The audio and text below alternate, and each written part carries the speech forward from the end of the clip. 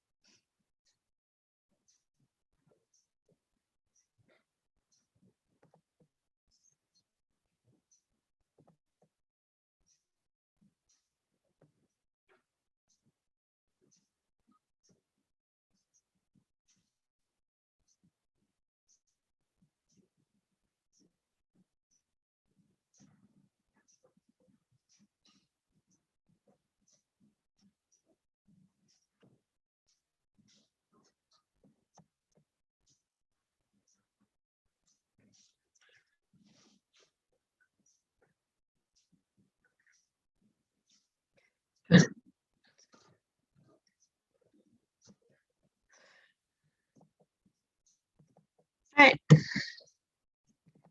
Meeting's being live streamed. I got all my stuff out of the way. Welcome. We are going to finish off chapter 4 today because I mean, Muhammad Valley has oodles more to say. The Malbim had oodles more to say, but I feel that I want to move on to the next section. The Sefer Daniel. We heard at the very end of Daniel's explanation to Nebuchadnezzar that he gave Nebuchadnezzar advice. Malbim asks, why did he give that advice? And we're going to see that the Chamim and the Gemara don't think that he did a good thing. But in fact, Malbim offers a slightly different take on it. Malbim suggests that the advice that he gave was actually part of the dream itself. So let's take a look at our text, which means that I get to share my screen and stop looking at myself talking, which has got to be better. Right? So here we go. Here's the share screen. And I have a blank text. That's not good. Let's try. See if we can bring up the text a second time.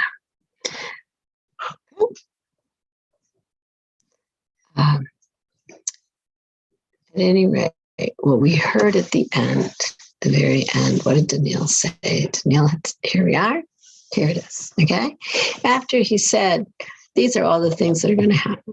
And the fact that they said, in other words, the Irin Kadishin, the executors of judgment from the divine court, had said, L'mishbak ikar shashahe, to save the main part of the root, dilana, of the tree, malchutach lach kayama, that your kingdom continues to exist for you. In other words, they'll put somebody in your place while you're out of your mind. They'll put somebody in your place.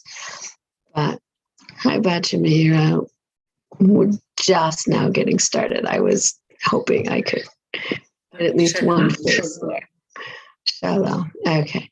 So I'm just sort of like reviewing what we did at the very end there. And many people ask, why did Daniel give what seems to be gratuitous advice? There are many similarities between Daniel in this situation of being, he's the court Jew, as it were.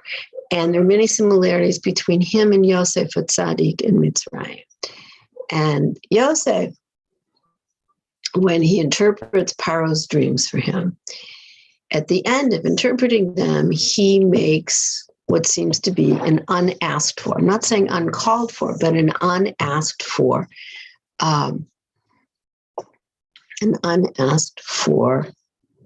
advice to Paro, that Paro should appoint somebody, that they should set up storehouses, that it's true that the next 7 years are going to be great, but that they should take the vast majority of that produce and save it, because the 7 years that are going to come afterwards are going to eat up everything from the first 7 years and then some. And he offers that advice. Paro accepts the advice and says, and there's nobody better than you to carry it out, so putting you in charge. Now, did Yosef give that advice because he was hoping, to get kicked upstairs, to get a better job? I kind of doubt it. When you're just taken right out of prison and brought before the king, the chances that you think that you're going to, that the next step, okay, prison, brought before the king, the next step is that you're going to be the viceroy? Like no matter how sure Yosef was of the dreams that he had been vouchsafed by HaKadosh Baruch Hu, I don't think that in his wildest dreams he thought that it's true, right? That salvation comes beherafayit, and it can be just like that. But I don't think that in Yosef's wildest dreams he thought that it was going to go in one day. Okay, we heard the phrase last week. Ramad Valley used it, etc. Me agra Rama Labira Mikta, from the top of the heights, the very highest heights, to the deepest depths. And Yosef Dafka went from the depths, right? He went from the pit of the prison to the very highest heights. And it's true, it can go just like that. But I don't think that Yosef did it, self-servingly or anything else. Why did Yosef give advice to Paro? Yosef gave advice to Paro because it wasn't just a question of Paro, right? He wasn't trying to give advice to a wicked person or to a person who saw himself as a avodah zarah, somebody who has problems with arrogance and everything else. He was giving advice to Paro as the king of Mitzrayim, because the advice that he was giving was going to save all of those people living in Mitzrayim, and quite possibly many of the people. He was trying to do good for the world, okay? And whoever would carry out that advice, there was a chance that although the 7 good years would come and the 7 bad years would come, there was a chance to survive the bad years by following that advice. And it was really meant as something to help the world, as opposed to this question here with Daniel, what's going on? Okay, we have the question, what the heck is he doing giving advice to the king? If the king wants it to be good for himself, because this dream isn't about Bavel. This dream is about Nebuchadnezzar. It's about one person. Yes, he's a king. Okay, it's an important person, but it's about the one person. And,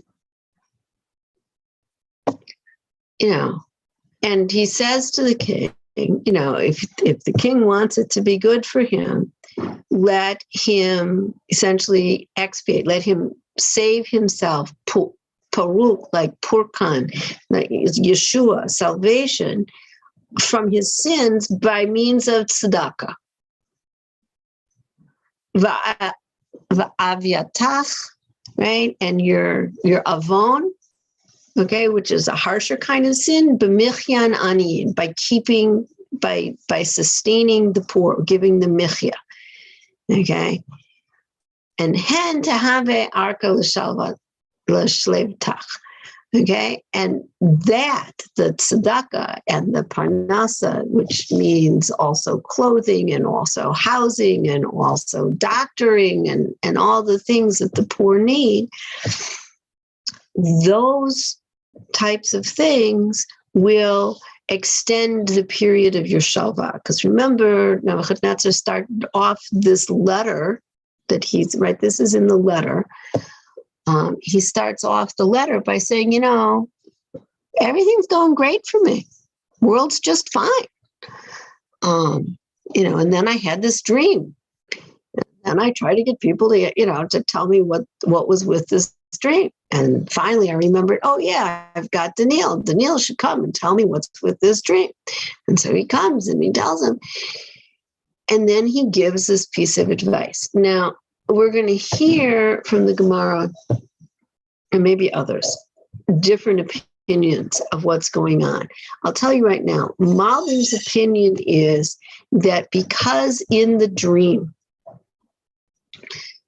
the initial vision of the tree was that all of the birds had, that it fed, right? That if you go back, I'm hoping this screen is a little, because it's still loading over here. Actually, maybe I'll just start that over again in a minute. Let's go back to that beginning vision of the tree.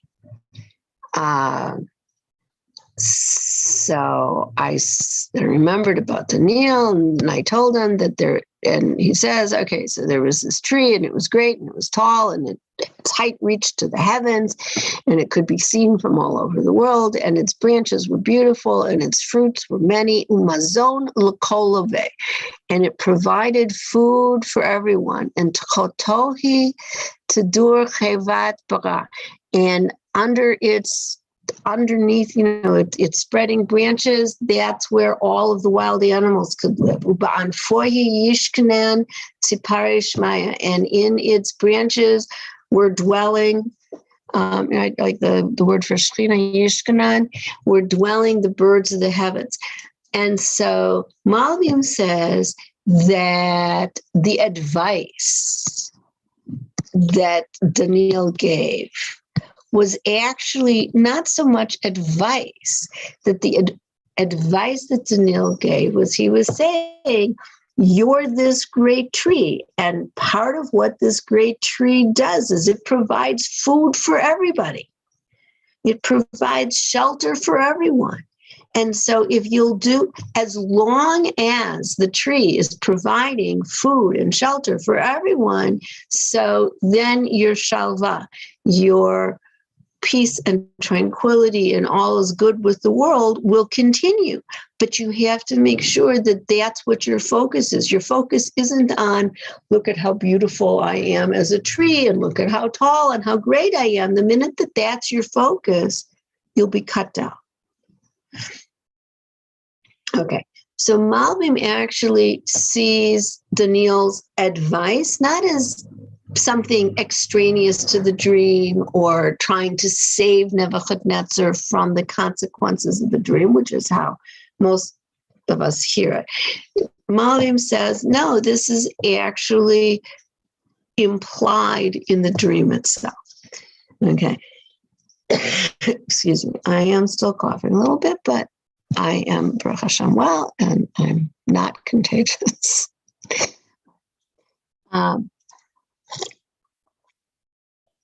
Okay, so this is what we're doing, and all of this, everything that's in this dream, Mata al Nebuchadnezzar Malka. A lot of people have a problem with this pasuk. Like, is this actually part of his letter? Until now, the letter to all the peoples, etc., he's been the medaber. And even when he's reporting what Daniel is saying, he's reporting what Daniel was saying to him. And then so there are questions about this verse here, that all of this applied to Nebuchadnezzar the king. Now, it could be that this is the end of what Daniel said, and that these are actually more words in Daniel's voice. It could be, and people do this in letters, and particularly in something like a letter, okay? Not in a formal essay where you're told, choose a voice and stick with the voice. But we do switch sometimes between talking about things that are really nogea to us, that like really hit us home hard. And then we talk in the first person. And then we switch to talking in the third person, like talking even about ourselves, just like switching it off and then switching it back. So different of the Mefarshim had different concerns about this verse, but I mean, to me, it doesn't, I don't know. Either I read it that this was the end of what Daniel said, that the whole thing, all of this applies to Nebuchadnezzar, the king, and maybe even emphasizing, right? Not just kol mata Allah. Not all of this applies to you. That's not what Daniel says. It's Daniel who switches. Okay. And he's pointing out this whole thing, this decree from heaven and everything else. All this applies to not to you as a, Nebuchadnezzar, the man, but you, Nebuchadnezzar, the king. Okay. And that's how I'm reading it. All right, fine. Now, I actually thought that I'd make the break here because the Gemaras tend to reference Pasuk Kaf Daled, but actually they reference Pasuk Kaf Daled in conjunction with what follows it. So I'm going to read these next. I don't know whether I'm going to get to the end of the parak or just a few of the next psukim, but I'm going to read some of the next psukim so that we have the context.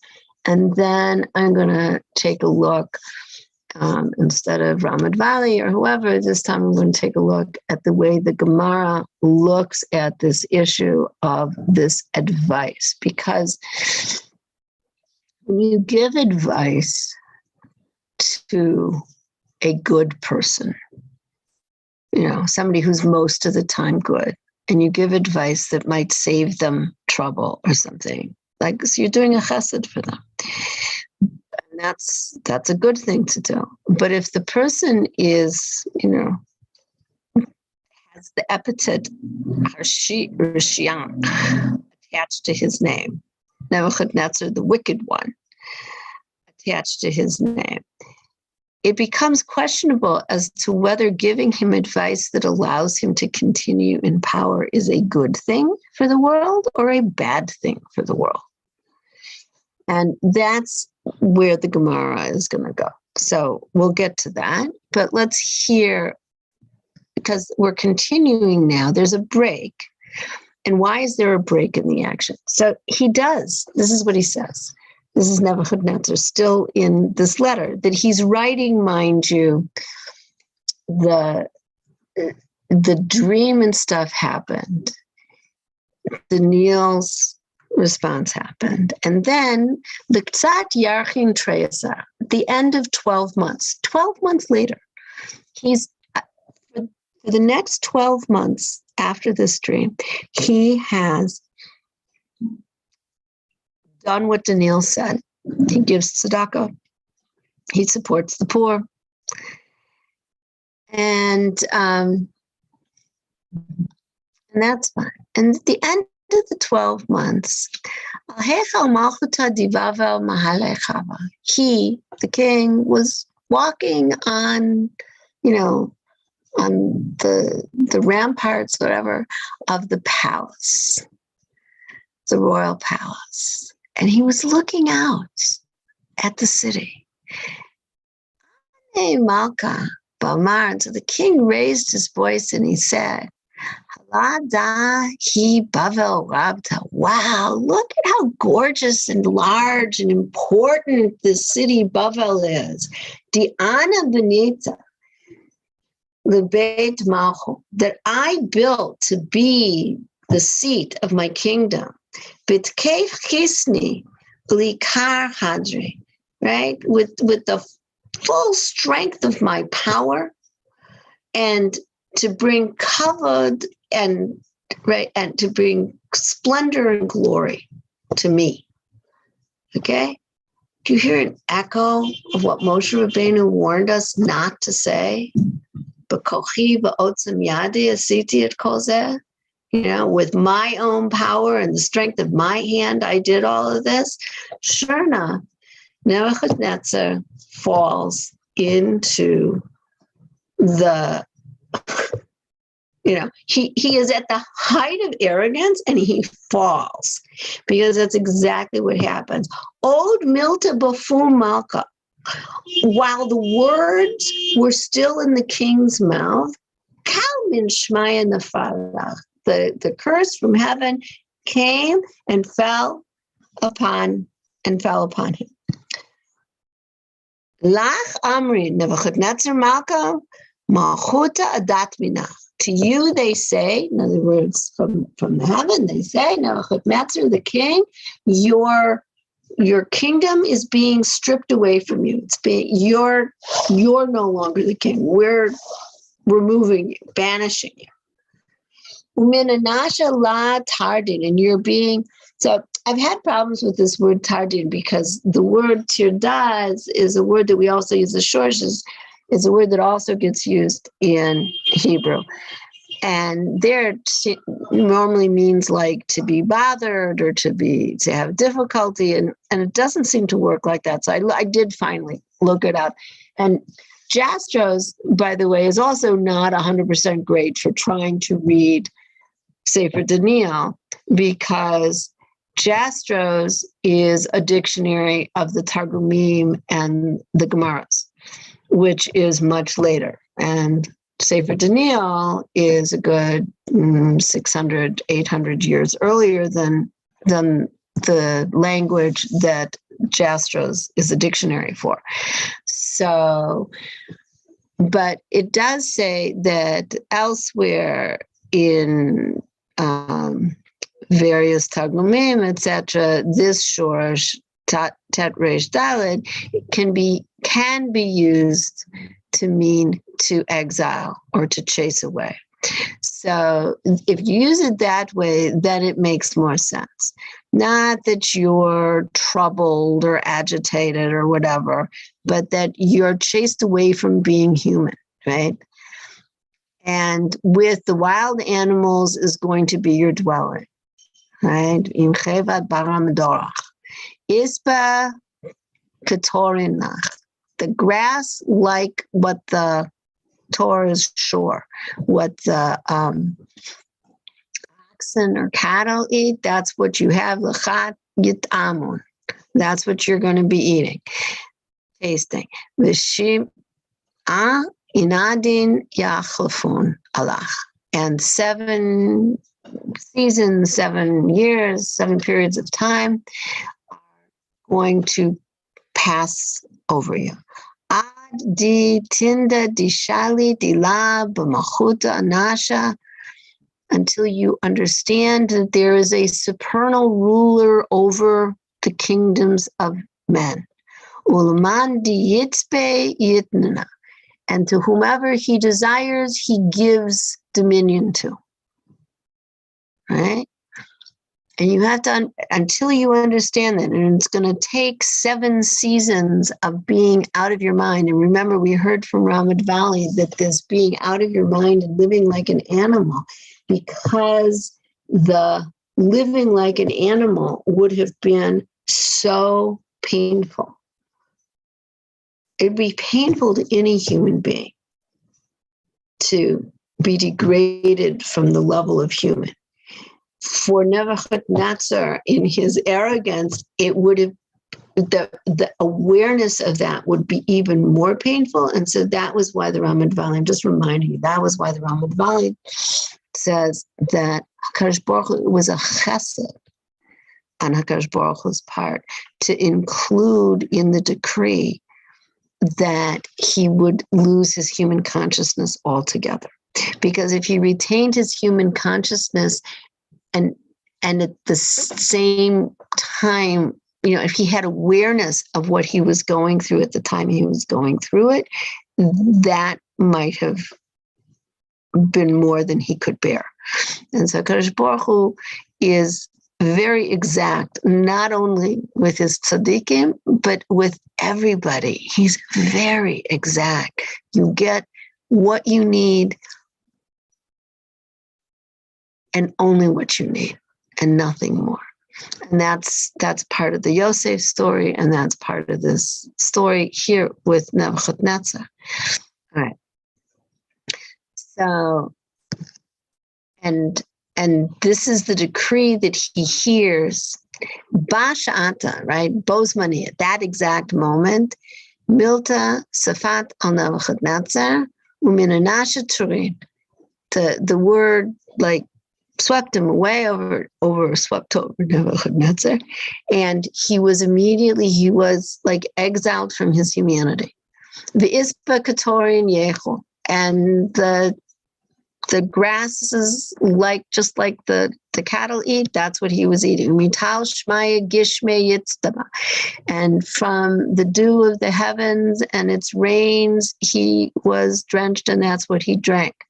Adi Sare Kanishrin Rava Vitifro. Additionally, and this had not been in the original dream, so maybe we'll get to this either probably next week if I decide to do it, until his hair was like eagles. Was like the great eagles, and his fingernails were like the talons of birds.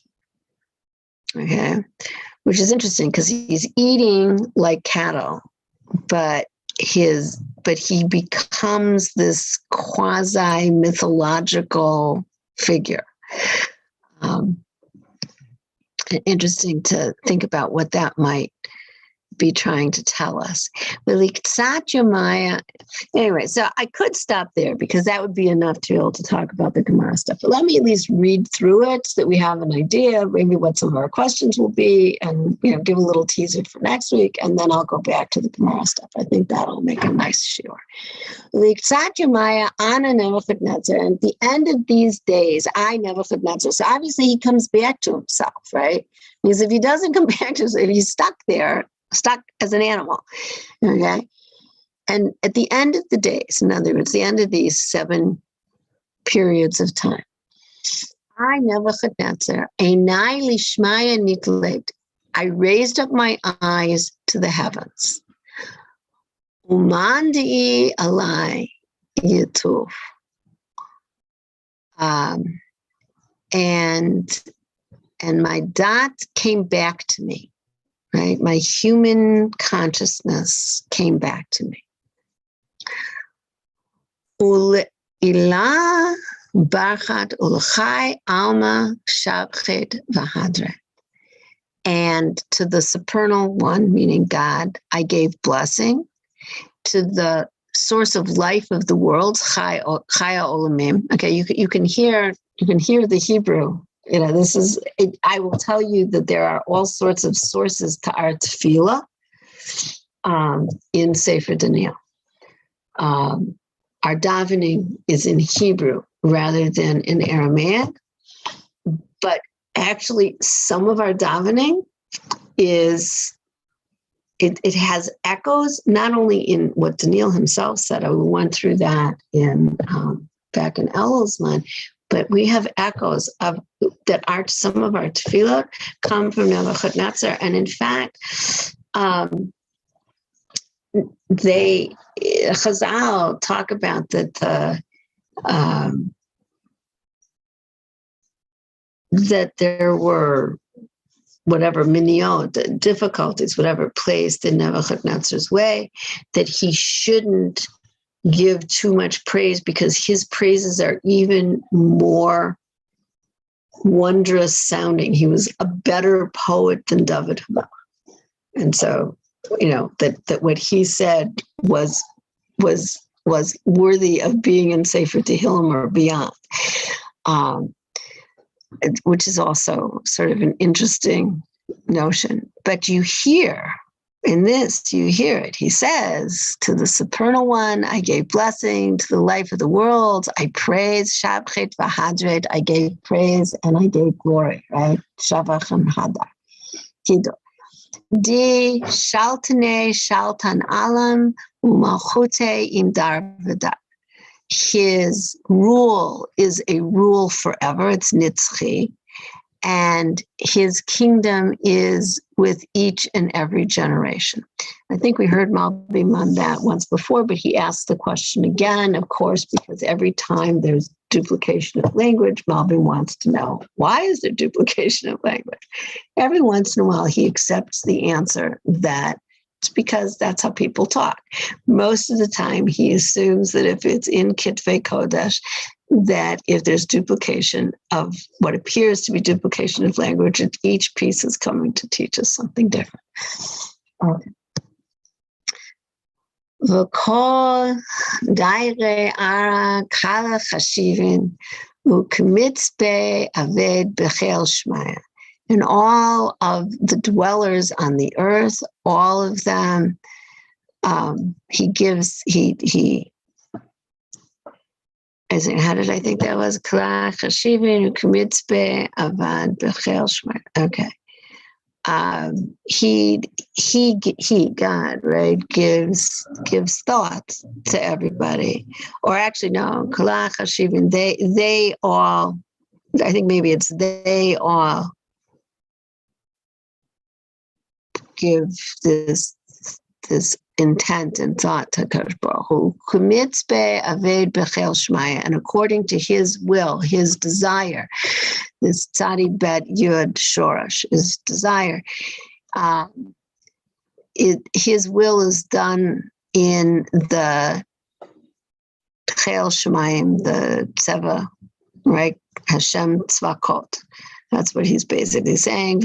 And also not only among the Chel Shemaya, but also among the Dairei Ara, the dwellers on the earth. Dairei Mata.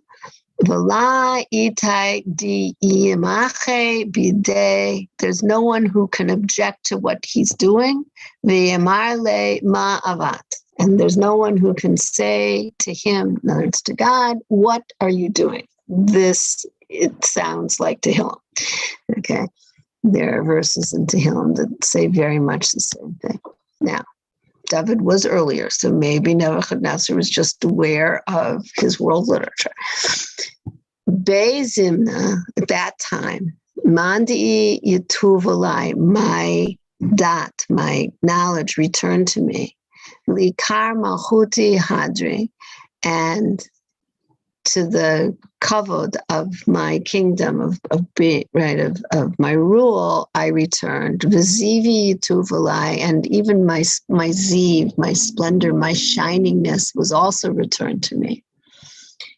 V'li hadavrai ravanai yavaon, and the davrai are the people who can speak with him, right? And his officers and everybody else, they came back and they requested him, V'al malchuti atkanat v'ravo yitira hosaftli, and they put me back on my throne. And not only that, they gave me there was more godless that was added to me after I spent this period of time out of my mind than before.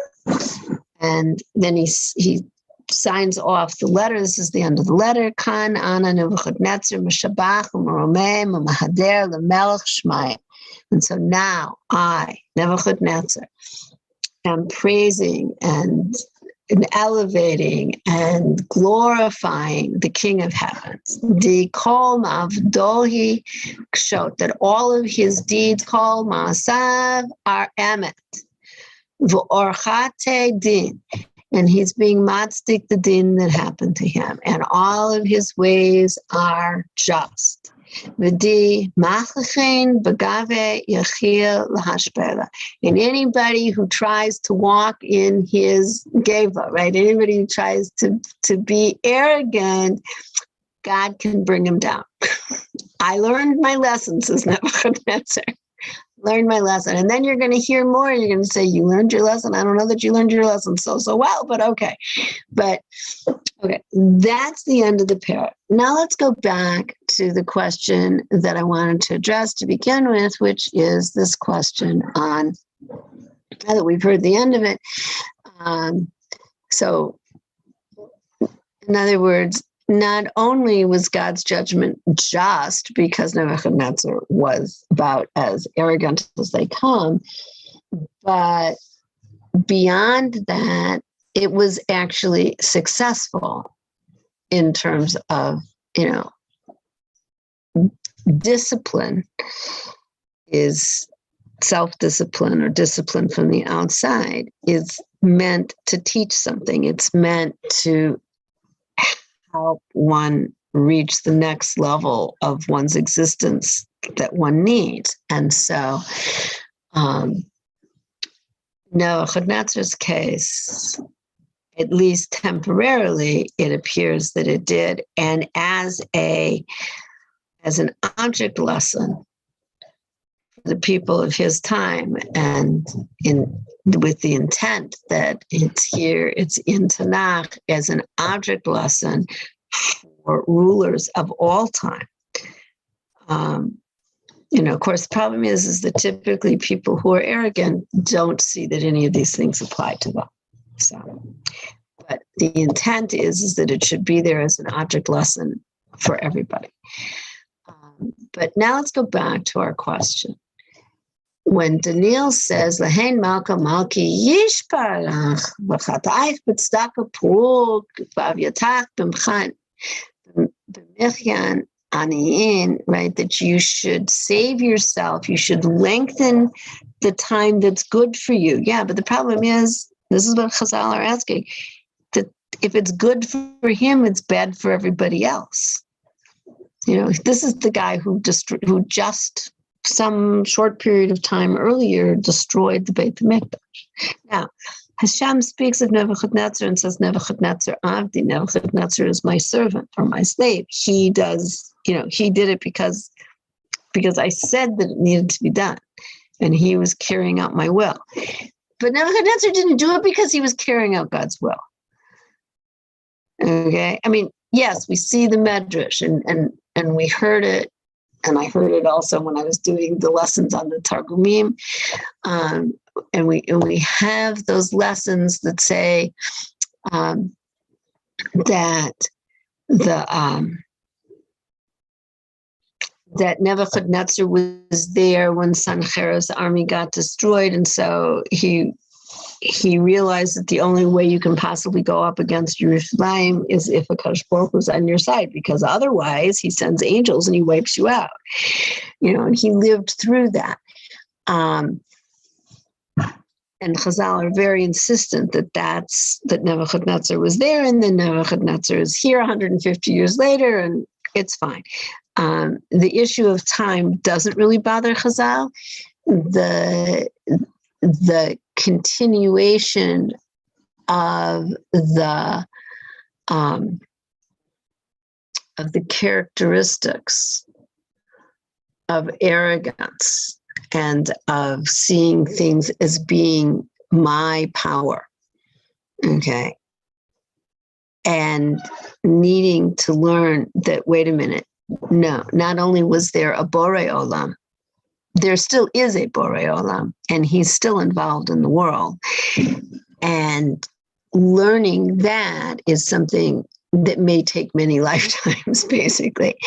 And so placing him at Sancherib's camp, and then placing him in Bavel, and placing him at the destruction of Yerushalayim, et cetera, all of this, right, is now culminating in this dream and this punishment that reaches him till he recognizes that the fate of man and kingdoms is in the hands of God.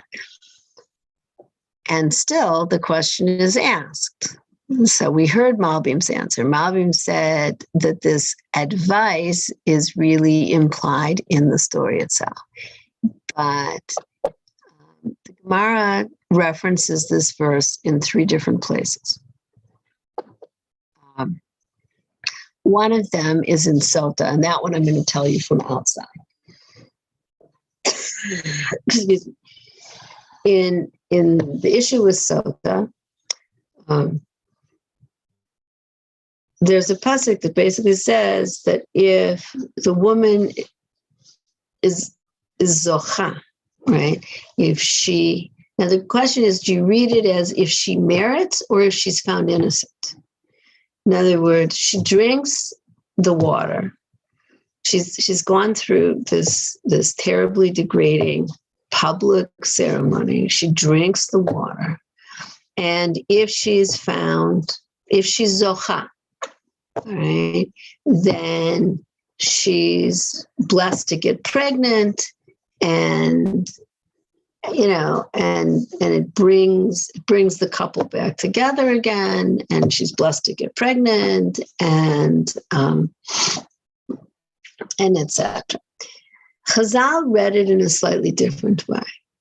They said if she has merits, she'll survive for some time. Not necessarily that she was innocent. Now, innocent is a relative thing in the issue of the sota, by the way, just to remind you. In order to even have to go through that whole ceremony, it has to be that her husband warned her before witnesses not to seclude herself with a particular person, that she then afterwards went and secluded herself with that very particular person, and that there were witnesses to the fact that she had secluded herself. The sota waters would not kill her if, despite the fact that she had secluded herself against Torah law and against her husband's will, but if nonetheless she had not committed adultery, then the sota waters would not kill her. And if she had in fact committed adultery, then the sota waters would kill her. And Chazal read that pasuk as if she merits, not if she's innocent. No, it's not if she's innocent of adultery. Clearly, if she's innocent of adultery, that's pshat. Okay, because I always want to read more than just pshat into things. So, in addition, okay, beyond the pshat, they say, well, is it possible that somebody could go through that and maybe they could survive for a while and then eventually it would catch up with them? And there's an argument as to whether the waters that she's drunk are essentially held in abeyance for 3 months or for 9 months. Maybe she does get pregnant, she gives birth to the baby, and then she dies from the sota waters. Or is it for 3 months, or is it for a whole year? And when they bring the issue of it's being for a whole year, they say it's similar to this verse. And because what's the zchut that we know, we have a phrase that we like to repeat, that tzedakah tatzil mimavet, that the giving tzedakah saves one from death. And so you've got that on the one hand, and you've got the sota water on the other hand. And the question is, can tzedakah save you from the sota water if you're guilty? And the answer is, from Chazal's answer, they talk about it elsewhere, but this is, I think it's brought in Shabbat and it's brought in other places, also in sota, but not right here. Basically, that's what they're saying here, and that's what the argument is about right here. And the proof text that one of Chachamim bring are these verses from Daniel, that the tzedakah paruk, that the tzedakah is a salvation. Okay, michyan anyin, and by keeping the poor alive, you can keep yourself alive, right? Va'archa l'shlev. And you'll give length, a long period of time to your pleasant life. Eventually, the stuff is still going to catch up to you. You haven't done complete tshuva and on something like the like having committed adultery in the sota water, I'm not sure that it's possible to do a complete tshuva, but you can push off, even after you've gone through the ceremony, you can push off the consequences of the ceremony, etc. It can actually be pushed off by means of tzedakah. And that's what Chazal are talking about. And they use this to prove it. And they say for how long. And so they were arguing about how long can it get pushed off. And one of the opinions was based on this pasuk of Liktzat Yarchin Treyasar, because at the end of 12 months, okay, now at the end of 12 months with Nebuchadnezzar, he'd had as much as he could handle of giving tzedakah, etc., and his arrogance got the better of him. He was up on top of the world, looking out over the city, and he's like, look at all this. I'm on top of the world. So what can possibly touch me? That dream was just, it was a bad dream. Like it was no longer immediate. And so he let his arrogance get the better of him. That's what Nebuchadnezzar. With the sota, the point that Chazal were trying to make was that even in the case of an adulterous woman, that the tzedakah can be tatzil mimavet. All right. And so they used this idea here. And I wouldn't have gone into the thing with the sota so much, except that I'm going to bring it up again in conjunction with these other Gemaras. So I know, not you, Bajamira, but other people who listen to the shiur afterwards, because they're not available at this hour, actually may have learned some of this with me prior years, because this is from the first chapter of Baba Batra.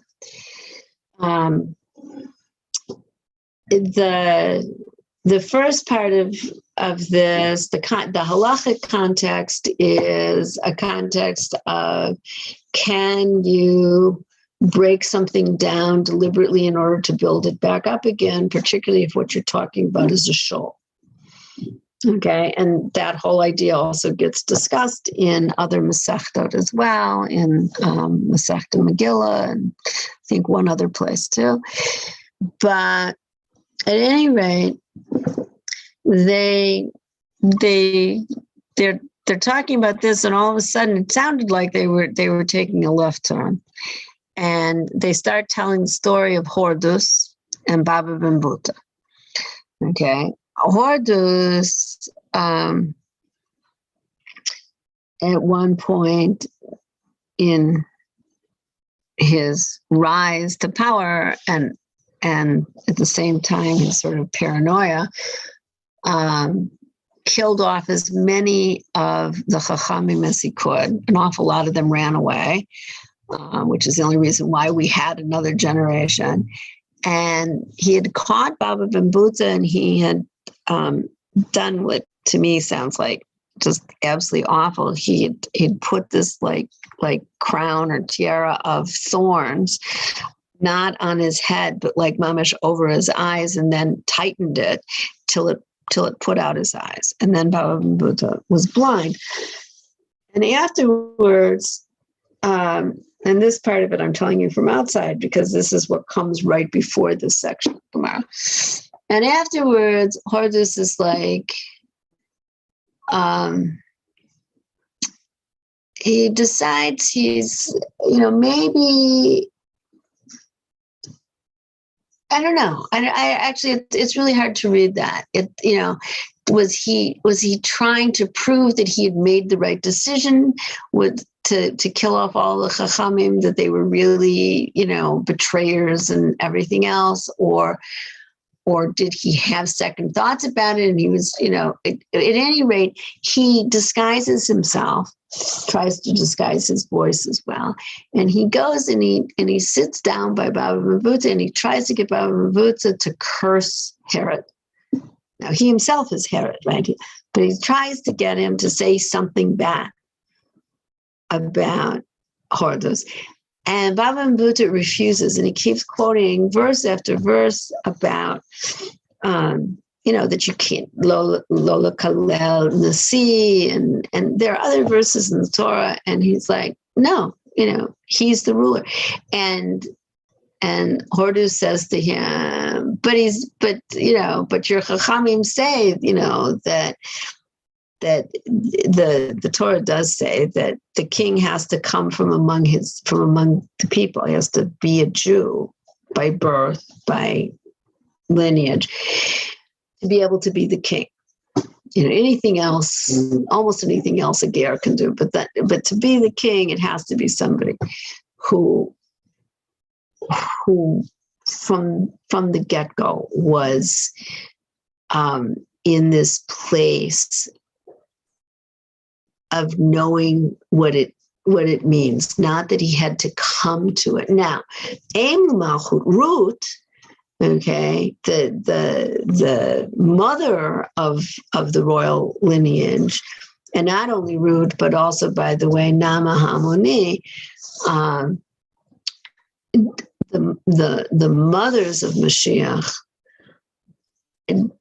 That's not the same requirement, but the king himself, the person who's going to be the king, who's going to rule, who's going to really be able to understand what the needs of the people are. There's a requirement in the Torah that it be from among your brethren. And Horus was not.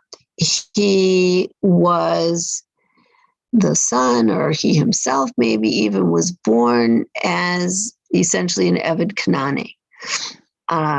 So he was circumcised, but he was never freed. Right? He took his freedom, and he didn't have a master at the point that he was ruling as the king. But he'd never been officially freed, and so the gerus was never completed. He was in this half state. Anyway, and so the Chachamim, had said that he got incensed about it. That was part of why he took off and tried to kill a bunch of them and succeeded, and etc. And so he tries saying back to Baba Buddha, but he's really just a slave, and he's just this, that, and the other. And Baba Buddha's like, you don't say things like that about the person who's ruling. I don't care where he came from. The moment he's ruling, you don't say things like that. I don't say things like that. Anyway, and so Herod finally decides that Baba Buddha is for real, that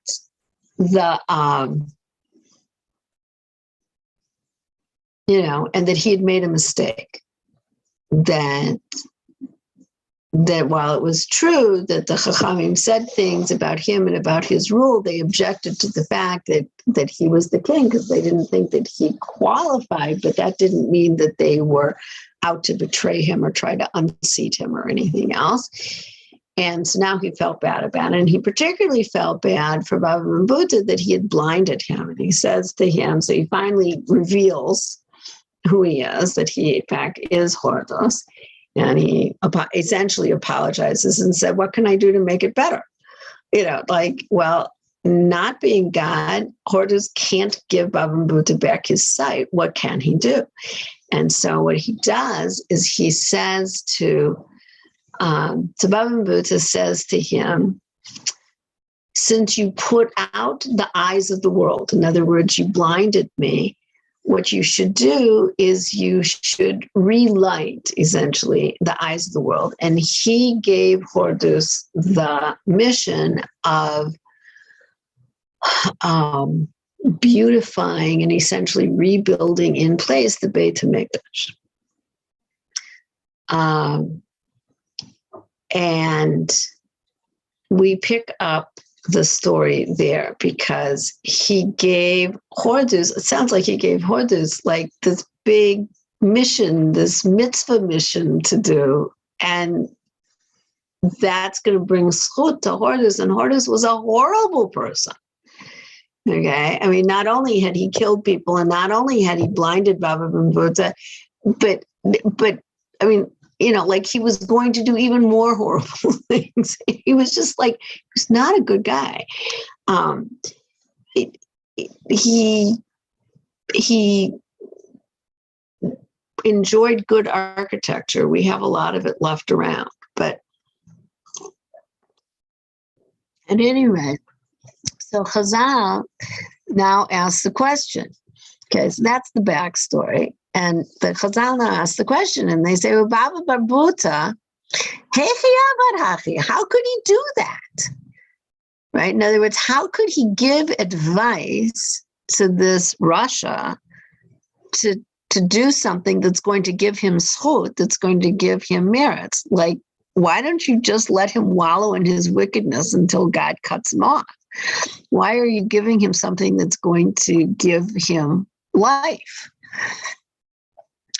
So, V'amar Rav Yehuda Amar Rav. So then we have a question as to what's our Masorah for understanding this. Either Rav Yehuda said in the name of Rav, or Rabbi Yehoshua ben Levi said it. We're not quite sure which is our Masorah for this. Mipnei man nash Daniel. What? Wait a minute. What does this have to do with Baba Mabuta? We're going to get there in a minute, okay? Why was Daniel punished? And the answer is, because he gave advice, good advice to do right exactly what they're finding fault with Baba Barbuta for. He gave advice to Nebuchadnezzar, as it says. Here's our verse. Okay, you see the verse here. Here's the verse right over here.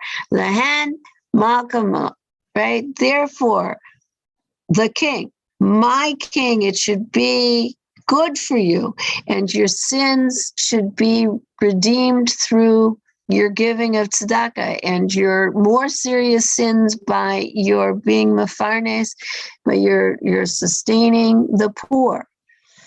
Hen teve, and that itself will bring length to your period of calm, wonderful, good with the world kind of stuff, right? That's the verse, right?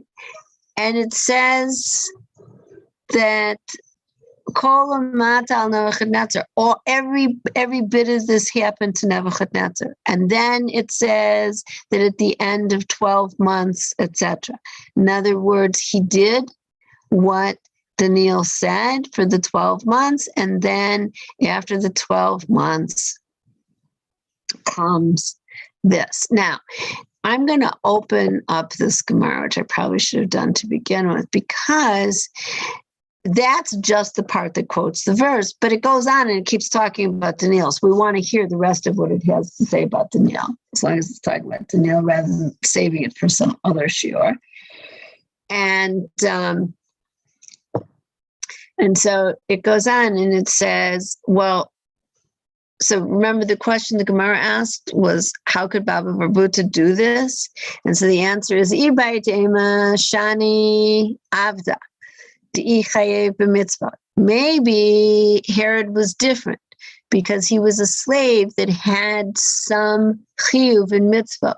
So even if he's a bad person, okay, but he has a chiyuv to do mitzvah, then you need to try to teach him to do the right stuff. But somebody who doesn't even have a chiyuv in anything more than sheva mitzvah b'nei noach, you don't have an obligation to give him additional schut. All right, so that maybe Baba Barbuta is different from Daniel. And if you want to say Shani Beit HaMikdash, maybe it's just different because the Beit HaMikdash, this is a question of building the Beit HaMikdash, not destroying it, and not Nebuchadnezzar, right? The deal was just about him. Remember, I made the comparison to Yosef and Mitzrayim. And Yosef gave advice, but it wasn't just about Paro. Yosef gave advice because he was trying to save essentially the whole known world from the famine that was coming.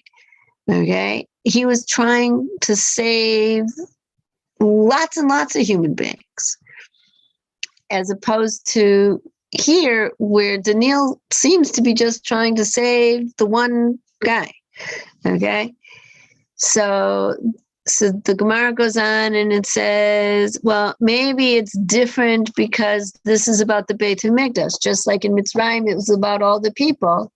Here, it's different from the case with Daniel. He's not trying to save Herod. He wasn't telling Herod to do this to give Herod merit or in order to forgive Herod for having put out his eyes. Okay?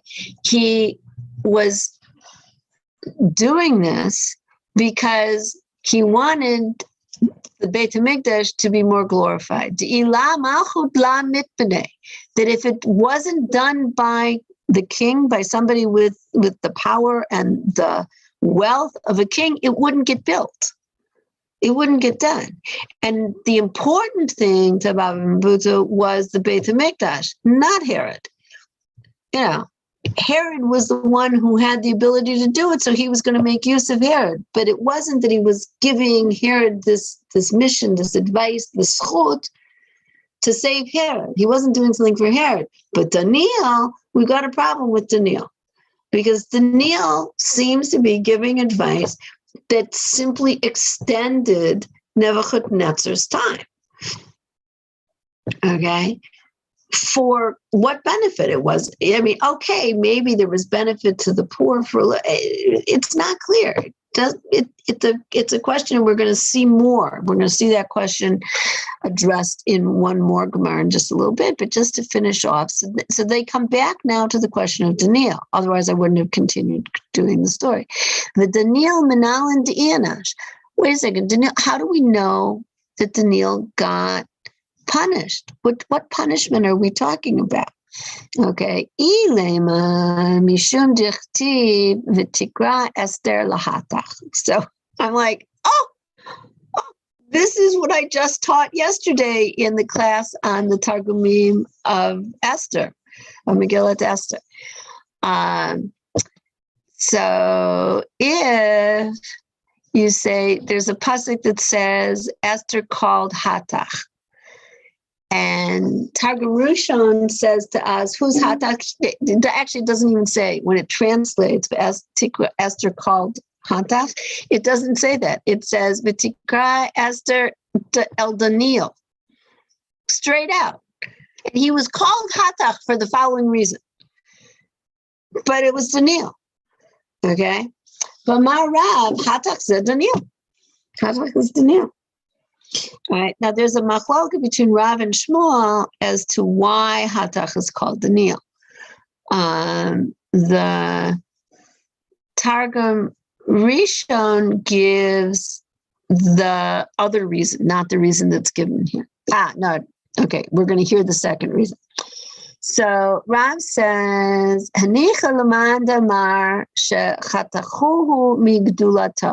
if you call Daniel Hatach because he was cut off from his greatness and he was demoted,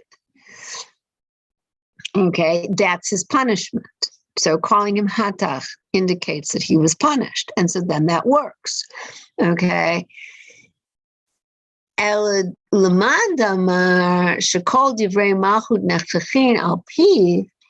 for the person who says he was called Hatach because he was the man who the buck stops here. Okay. He was the man that all the decisions were made by means of him for the entire kingdom, from Nebuchadnezzar and Belshazzar and Koresh, through a whole bunch of kings. He was the man.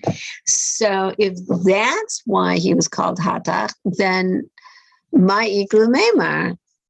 All right. So then what can you say? What is there to say? How do you mean that he got punished? If you say that his name is Hatach because of this he's the buck stops here, man, then how can you say that he was punished? Where do you know that he was punished from? And so then the answer is to shadyuhu lugova aryavota, excuse me. Okay. Because they threw him into the lion's den. Now, we're going to get there. That's not this chapter. Okay. But we know that chapter is coming because the Daniel in the lion's den is a very famous story, and it's one of the stories that we will get to. All right, fine. So that's the second Gemara. All right. And there is a third Gemara, which we're going to open up also, and then we're going to be done because probably overrun my time a little bit. And so then we're going to be done. Whoops. I think I chose the wrong one. Oh, they do one and then the other. Is that how they do it? Aha. There we go. Okay. And again, I'm probably going to want to open up the Gemara more fully. So there was a discussion. Let me open this up. There's a discussion a little while later in Baba Batra. The first chapter in Baba Batra deals with shutfin, with partners. Okay? You can think of it, all different kinds of partners. Okay? Partnerships. One of the kinds of partnerships that we have are partnerships between neighbors, people who live together in a city are kind of partners from one city to another, etc. And when you're dealing with the kind of partnership of people who have joined together to make a community, one of the things that they can do is they can make rules for the running of the community that get that fall into place. And one of those are rules about giving tzedakah. And so they're talking about giving tzedakah. And then they go off on the segue about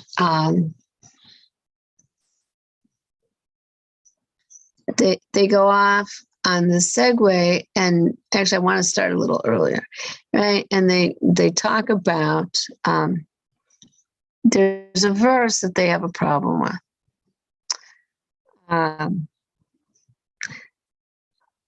There's a verse from Mishlei that says, Tzaka tromem goy v'chesed l'umim chatat.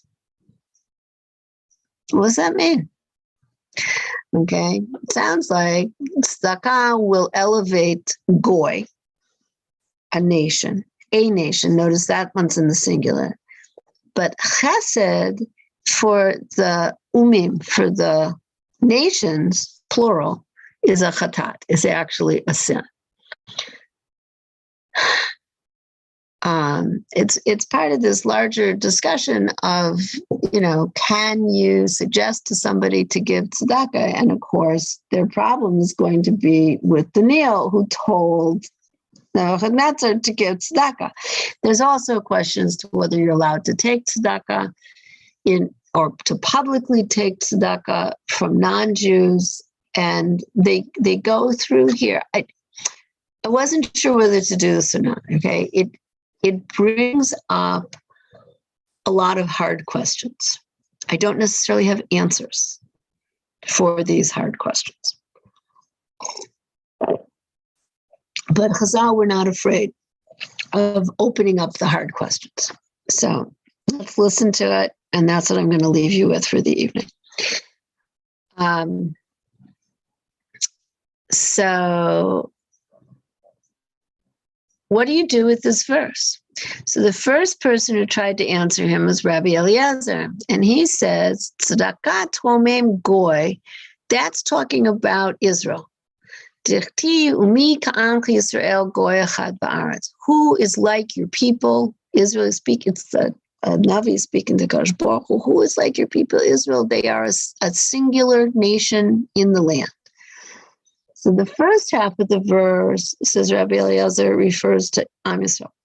The second half of the verse, v'chesed l'umim chatat, and now we're going to hear from a lot of different people, chesed l'umim chatat is the kol tzedakah v'chesed she'umot ha'olam osin is a chet. All tzedakah and chesed that the nations of the world do is considered a chet for them, as well as for the world. Why? So each one's going to have their own reason. She'enan osin ela lihitgadel bo, because they only do it in order to lord it over other people. They don't do it. Now, I'll also say to you that especially as I was rereading this, preparing for today's shiur, that one of the things that I think is going on is that a Jew who gives tzedakah, as long as there's some consciousness there that I'm giving tzedakah because it's a mitzvah, I'm giving tzedakah because HaKadosh Baruch Hu wants me to do it, I'm giving tzedakah, as long as there's some consciousness, okay, of that, then even if they have these other motivations as well, it's still considered a mitzvah. If there's no consciousness that it's a mitzvah, all right, the recipient of the tzedakah, Baruch Hashem, still got the tzedakah and is better off for it. But it doesn't help even a Jew if we fall into these other traps. And a lot of times, Chazal talk about things that are very problematic for us, or are just simply problematic for human beings in general, and they shift it in their discussion. They shift it to be talking about non-Jews, but it doesn't mean that we can't also be guilty of the same thing, and we need to hear it and learn from the object lesson, as it were. So just keep that in mind as we read through this Gemara, and then I'll let you go. So this is Rabbi Eliezer, and he says all the tzedakah and chesed that the umot olam do is a chet for them, because they only do it in order to make themselves bigger by means of it. As it says, Di lehavon ma hakrivin nichochin ela shmaya umetzalin l'chay malka uvnohi. It's Aramaic again, right? It's a quote from Sefer Ezra, where Koresh, I think it was, sent money to Ezra, and he said that this money should be so that you can bring, savory makrivin nichochim, right? That you should bring fragrant carbonot or incense, whatever, to the God of heaven, and pray on behalf of the life of the king and his sons. Wait a second, but somebody who does that, isn't that considered tzedakah gemura? If a Jew does that, right, we have a bright. If a Jew does that very same thing, I'm giving this selah to tzedakah in order that my sons should live. In order that I should merit to olam haba. Such a person can be considered a tzaddik gamur. Now, that's because the Jew who gives tzedakah gives it with an understanding, and he gives it with this prayer. He wants it to stand for this zchut, but he accepts whatever is going to be is going to be. Okay, he's not doing it to try to control God. If you're doing it to try to control God, then it does not stand as a zchut. That's the difference that's going on here. But by a Jew, we say, and so it says, La kasha, kan be Yisrael, because a Jew has the consciousness always that in the end, it's up to HaKadosh Baruch Hu. I'm doing this that HaKadosh Baruch Hu, if HaKadosh Baruch Hu needs some extra zchut, something to hang his miracle off of, I'm trying to provide him with what to hang the miracle off of.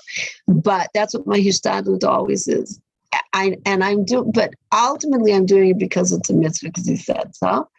And ultimately, he'll use it for the zchut however he sees best fit to use it for in the world, and I understand that. So by a Jew, I can be a tzaddik gamur, even if I say I'm doing this, I'm giving this tzedakah for refuah shlema for, right?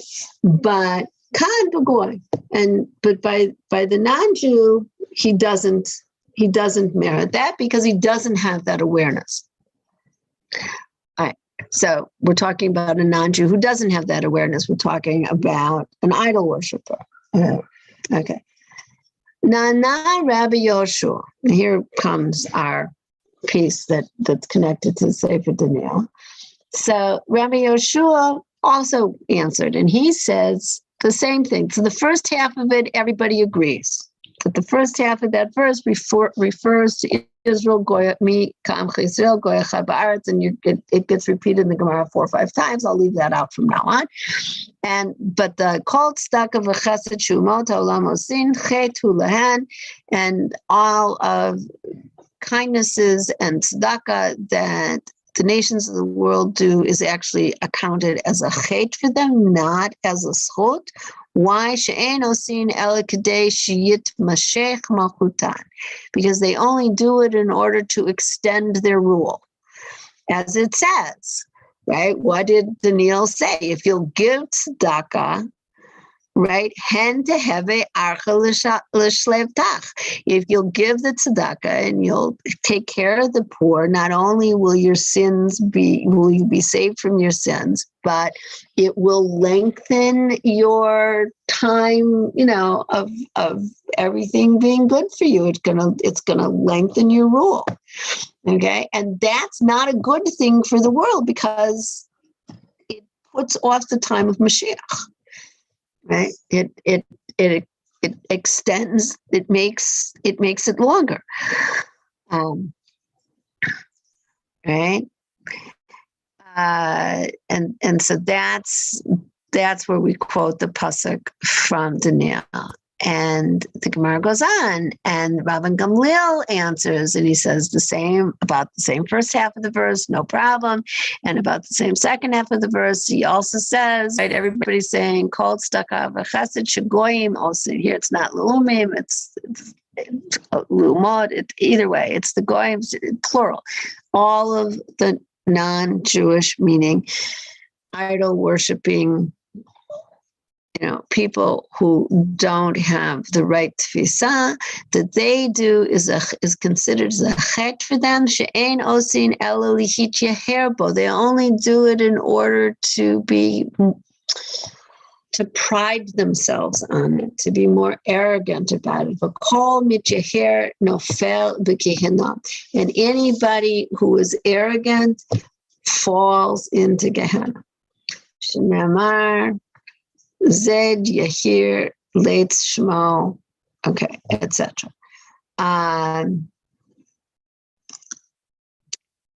Anyway, they went on. They had issues with various people who sent money, kings and queens, etc., who sent money to the Jews. And are you allowed to take that? Are you not allowed to take that? And it's a much bigger topic than we can touch on today. The issues that we have are that the schut of giving tzedakah can push off. Right? We saw that in the Sota story. The giving of tzedakah can push off an evil decree. If during the time you've pushed it off, you manage to do real tshuva, it could be that the evil decree will not have anything on which to fall. Okay? But that assumes that you understand how to do real tshuva. And it assumes that you're coming from some kind of connection to Kadosh Baruch Hu, and that by giving the tzedakah, etc., it can save you long enough that you can grow in those ways. But that if at base you're really guilty, then eventually it's gonna come home. And the discussion, that second discussion in Baba Batra, was saying, are good things like tzedakah, like taking care of the poor, are they good in and of themselves, or are there times when what seems to be good in the short run is really bad in the long run? Bad for the individual, bad for the world. Part part of what Rabbi Gamliel was saying there at the end is that if I do stuff only so that I can see my name on the wall, okay, okay, if I only do it so that I can, what is it called? The PC talk, virtue signaling. If I do it so that I can say, look, I'm a good guy, but I'm not really good. Okay, but I use that to be one up on other people. There's a problem, and it's a problem for me. It's not just that it's a problem for the world. It's a problem for me as the individual who's doing that also. All right, because what the Reverend Gamliel was saying to us was, it makes me, one thing I'll say to you is, and maybe this goes back to the Baba Buddha story, is it makes me blind to my own fault. It makes, right, it makes me so arrogant that, and we know